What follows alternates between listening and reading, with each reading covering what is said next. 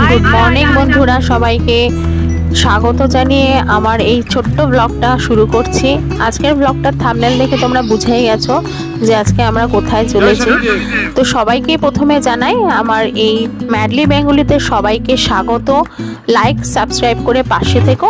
সকাল সকাল একটুখানি হালকা মেকআপ করে একটু ব্রেকফাস্ট করে বেরিয়ে পড়লাম। গুড়গাঁও চেহারাটা তোমাদের আগেও দেখেছি, ভালো মলের ছবি তোমাদের দেখিয়েছিলাম আগে, তো এই সাইডগুলো তোমরা দেখোনি। তো সব জায়গাতেই ভালো মন্দ মিশিয়ে থাকে, সেটা যেই শহরই হোক না কেন। তো আমরা গাড়িতে চেপে চললাম ডিক্যাথলনের দিকে। তোমরা জানো ডিক্যাথলনটা হচ্ছে খুবই একটা পপুলার জায়গা, যেখানে স্পোর্টস জিম সব কিছুই থাকে। এই মহারানী আবার সামনে বসেছে পাপার পাশের সিটে বসবে বলে।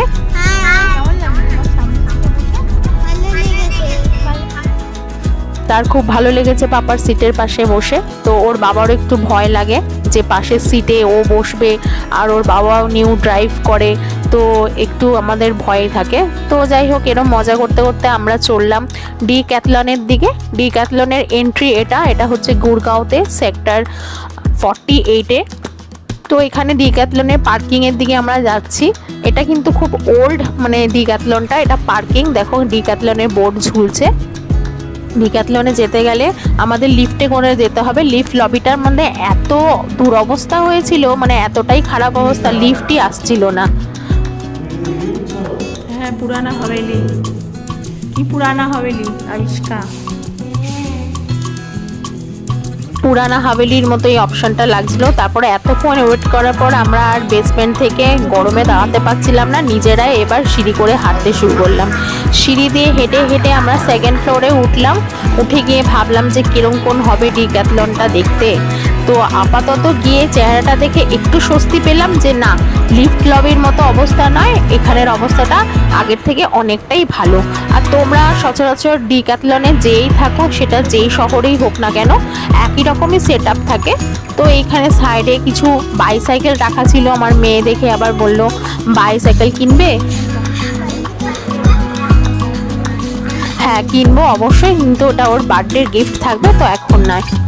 পয়লা বৈশাখের ঠাকুমা দাদু সবাই পয়সা দিয়েছিল, সেই টাকা কেনাই হয়নি কিছু।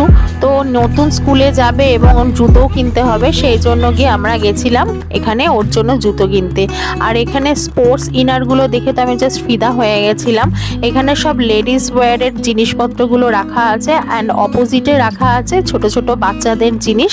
এখানে লেডিস আর হচ্ছে কিডসের জন্য তোমরা জগিং বা কোনো জিমে যাওয়ার জন্য যে আউটফিট দরকার, সেগুলো কিন্তু তোমরা ডিক্যাথলন থেকে চোখ বন্ধ করে কিনতে পারো। তো চলে এলাম লাস্টে, এখানে কিডসের জন্য শু রাখা আছে। তো আমার মেয়ে একদম হচ্ছে সব জায়গায় স্পেশাল, যেই জুতোই নিই সেই জুতো বলে লাগছে লাগছে করে।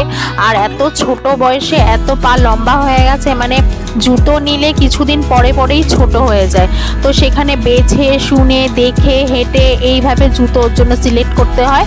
একটা জুতো কিনলে 3 মাস পরে বলে মামা পায়ে লাগছে, মানে ওর বাবার মতো পাগুলো লম্বা হয়ে গেছে। মানে ওর বাবা এতটা লম্বা, 6 ফুট 3 ইঞ্চি, তো ও এত লম্বা হয়ে যাচ্ছে যে পাগুলো জুতোর মধ্যে ঢোকালে কিছুক্ষণ পরে বলে লাগছে, ব্যথা করছে। তো এইভাবে আমরা জুতো পছন্দ করে কিনে নিলাম। তারপরে বেরিয়ে গেলাম। বেরিয়ে গিয়ে দেখলাম যে একটা বিশাল জাম্বো ট্রাম্পলিং। দেখে আমার মেয়ের মাথা খারাপ হয়ে গেল। দেখে আমার রীতিমতো ভয় লাগছিল যে এত উঁচুতে উঠিয়ে দেবে, তারপরে যদি ভয় পায়। তো সব কিছু দেখে ও মাথাটা খারাপ হয়ে গেছিলো। এর মধ্যে একটু কর্ন নিয়ে নিয়েছিলাম, খিদে পেয়েছিল। তো কর্ন খেতে খেতে দেখলাম ওকে, ও এটা চড়ছিল। আমার তো বেশ ভয় লাগছিল, ছোট্টবেলার আনন্দের কথা মনে পড়ছিল। তার মধ্যে একটু জিজ্ঞেস করে নিলাম ওকে, ভয় লাগছে না তো? এরপর এখানে একটা জাপানের স্টোর ছিল, সেটা হয়তো কিছুদিন পর উঠে যাবে, সেই জন্য এখানে 100 আর 200 টাকার মধ্যে কিছু জিনিস বিক্রি হচ্ছিল। মানে হোলসেল যাই নেবে তুমি 100 আর 200। সেখান থেকে একটু শপিং করলাম। এই কালো সাদা ব্যাগটা ওখান থেকে কিনেছিলাম। তো কিনে নিয়ে আমরা চলে এলাম। সেই দিনটা ছিল শনিবার। শনিবারে একটু বড় ঠাকুরের মন্দিরে পুজো দেব। গুড়গাঁওয়ের বড় ঠাকুরের মন্দির তোমরা এটা দেখে নাও, কারণ সচরাচর তোমরা বাংলায় বা ওয়েস্ট বেঙ্গলে বা অন্য জায়গাতেও তোমরা বড় ঠাকুরের মন্দির দেখো, তো গুড়গাঁও আশা করি কখনোই কেউ দেখায়নি। তো রাস্তায় গাড়িটা দাঁড় করিয়ে আমরা মন্দিরের ভেতরে আসলাম। মন্দিরের ভেতরে বড় ঠাকুরের মূর্তিটা দেখে আমার তো খুবই ভালো লাগছিল, খুব শান্তি লাগছিল যে না একটা বড় ঠাকুরের মন্দির পাওয়া গেল বাড়ির সামনে। তো এখানে মন্দিরে দেখলাম কেউই নেই, সবাই মোটামুটি চলে গেছে বাড়িতে, হয়তো কিছু খাবার খেতে বা লাঞ্চ করতে, কারণ সময়টা ছিল 3টে। তো আমরা ধূপকাঠি আর মোমবাতি ফুল এগুলো বাড়ি থেকে নিয়ে এসেছিলাম, তো সেইগুলো দিয়ে একটু ঠাকুরকে নম করে প্রণাম করে নিলাম।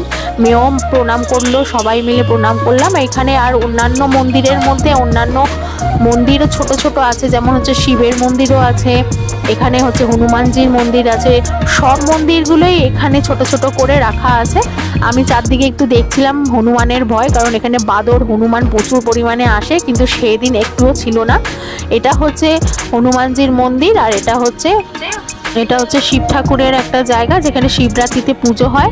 বাড়ির সামনেই ছিল, ভেবেছিলাম শিবরাত্রিতে এসে একটু জল ঢালবো, কিন্তু ঢালতে পারলাম না, কারণ ওর বাবার অফিস ছিল।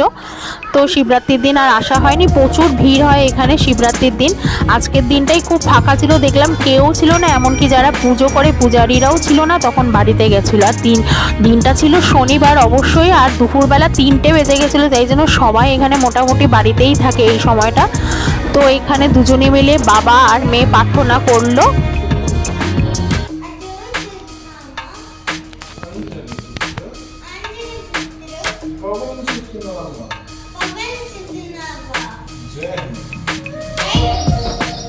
হনুমানজির ঠিক পেছনেই হনুমান চালিসা লেখা ছিল, সেটা বাবা আর মেয়ে দুজনে মিলে পড়তে শুরু করলো। ততক্ষণে আমি একটুখানি ভিডিও করে নিলাম এবং হনুমানজির পা থেকে একটু টিপ নিয়ে পড়ে নিলাম এবং সবাইকে পরিয়ে দিলাম। আর কি সুন্দর মন্দিরটা দেখো, ঘন্টাগুলো কি সুন্দর ঝুলছে, একটা অন্যরকম ভাব, পুরনো পুরনো মন্দিরের মতো, খুব ভক্তি লাগছিল ওখানে গিয়ে। তো এইভাবে পুজো দিয়ে আমরা সবাই নেমে পড়লাম ঘন্টা বাজিয়ে। আর ঘন্টা বাজাতে তো খুবই ইচ্ছা করে, দেখলেই মনে হয় বাজায়, সেটা ছোট থেকে বড় সবার মনেই এরকম লাগে যে একবার ঘন্টাটা বাজিয়ে ঠাকুরকে প্রার্থনা করে নিই। তো এইভাবে আমাদের আজকে বড় ঠাকুরের মন্দিরে পুজো হয়ে গেল। এই প্রথম আমি এই মন্দিরে এসেছি। এই পুজো টুজো করে নিয়ে আমরা এবার চললাম বাড়ির পথে। মেয়ের একটু শখ ছিল এই বড় ঘন্টাটা বাজাবে, তো ওকে কোলে নিয়ে বাজানোর চেষ্টা করলাম, আর বলছে জয় হনুমান, আর এখানে ওর বাবা বলছে জয় শনিদেব বলো। তো এইটাই একটা ছোট্ট ব্লগ ছিল, শুধু মন্দির আর ডিক্যাথলন করে আমরা বাড়ি ফিরে গেলাম। ভালো লাগলে অবশ্যই কিন্তু চ্যানেলটাকে সাবস্ক্রাইব করে নিও, লাইক করো বন্ধুরা। দেখা হচ্ছে পরের ভিডিওতে, ততক্ষণের জন্য সবাই সুস্থ থেকো, বাই।